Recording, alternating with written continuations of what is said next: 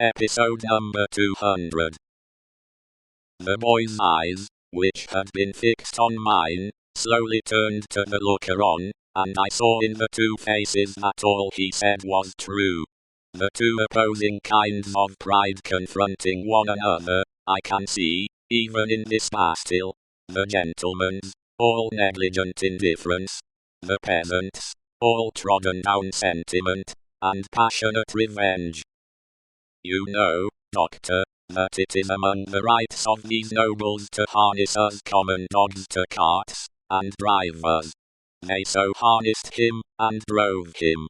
You know that it is among their rights to keep us in their grounds all night, quieting the frogs, in order that their noble sleep may not be disturbed. They kept him out in the unwholesome mists at night, and ordered him back into his harness in the day. But he was not persuaded. No. Taken out of harness one day at noon, to feed, if he could find food, he sobbed 12 times, once for every stroke of the bell, and died on her bosom.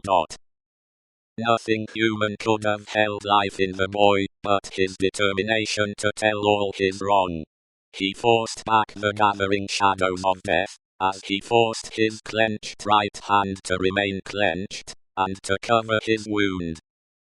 Then, with that man's permission, and even with his aid, his brother took her away, in spite of what I know she must have told his brother, and what that is, will not be long unknown to you, Doctor.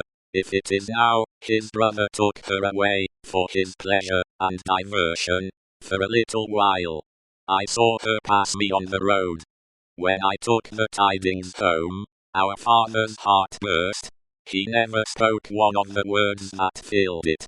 I took my young sister, for I have another, to a place beyond the reach of this man, and where, at least, she will never be his vassal.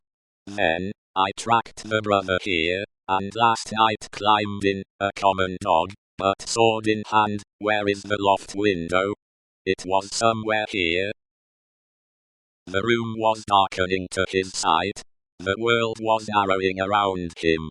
I glanced about me, and saw that the hay and straw were trampled over the floor, as if there had been a struggle. She heard me, and ran in. I told her not to come near us till he was dead. He came in, and first tossed me some pieces of money, then struck at me with a whip.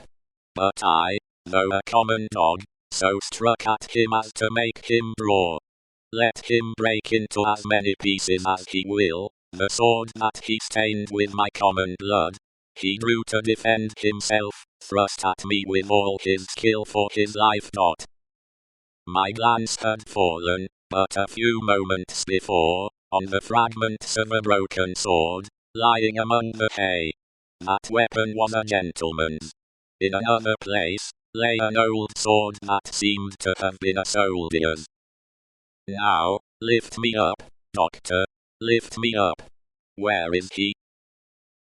He is not here, I said, supporting the boy, and thinking that he referred to the brother. He, proud as these nobles are, he is afraid to see me. Where is the man who was here? Turn my face to him. I did so, raising the boy's head against my knee. But, invested for the moment with extraordinary power, he raised himself completely, obliging me to rise too, or I could not have still supported him. Marquis, said the boy, turned to him with his eyes opened wide, and his right hand raised. In the days when all these things are to be answered for, I summon you, and yours, to the last of your bad race, to answer for them. I mark this cross of blood upon you, as a sign that I do it. In the days when all these things are to be answered for, I summon your brother, the worst of the bad race, to answer for them separately. I mark this cross of blood upon him, as a sign that I do it.